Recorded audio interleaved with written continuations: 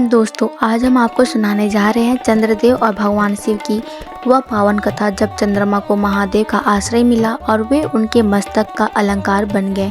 यह है चंद्रमा को मिला शिव का आश्रय। चंद्रमा जिन्हें चंद्रदेव कहा जाता है, अपनी शीतलता, सौंदर्य और रोशनी के लिए प्रसिद्ध थे। उनकी चमक से रात जगमगाती और धरती पर शांति का वातावरण बनता था। वे दक्ष प्रजापति के दामाद थे और उनकी 27 पुत्रियों से बुआ हुआ था, जो नक्षत्रों के रूप में जानी जाती।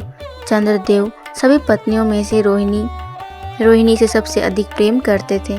वे अपना अधिकांश समय रोहिणी के साथ बिताते, जबकि बाकी पत्नियां उपेक्षित महसूस करने लगीं। जब यह बात दक्ष प्रजापति को पता चली तो वे अत्यंत क्रोधित हुए। उन्होंने चंद्रदेव को श्राप दिया, तुम्हारी यह सुंदरता और चमक धीरे धीरे छिन्न हो जाएंगे और तुम छिन्न होकर विलुप्त हो जाओगे। श्राप लगते ही चंद्रदेव की रोशनी घटने लगी। वे सभी देवताओं और ऋषियों के पास गए, लेकिन कोई भी दक्ष के श्राप को पूरी तरह टाल नहीं सका।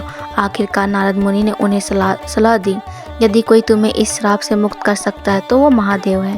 कैलाश पर्वत पर जाकर उनकी आराधना करो। चंद्रदेव कैलाश पहुँचे और कठिन तपस्या में लीन हो गए। उन्होंने हजारों वर्षों तक ओम नमः शिवाय का जप किया। चंद्रदेव की भक्ति से प्रसन्न होकर महादेव प्रकट हुए और बोले, चंद्र, तुम्हारा अहंकार तुम्हें इस स्थिति तक ले आया, लेकिन तुम्हारी भक्ति सच्ची है। मैं तुम्हें पूर्णतः श्राप मुक्त तो नहीं करूँगा, परंतु तुम्हें एक वरदान देता हूँ। महादेव ने कहा, तुम महीने के 15 दिन छिन्न होगे और 15 दिन बढ़ोगे।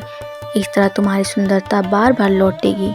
उन्होंने चंद्रदेव को अपने मस्तक पर स्थान दिया और अर्ध चंद्र के रूप में उन्हें धारण किया। इस आशीर्वाद से चंद्रदेव न केवल श्राप से आंशिक रूप से मुक्त हुए, बल्कि वे महादेव के मस्तक का अलंकार बनकर अमर हो गए।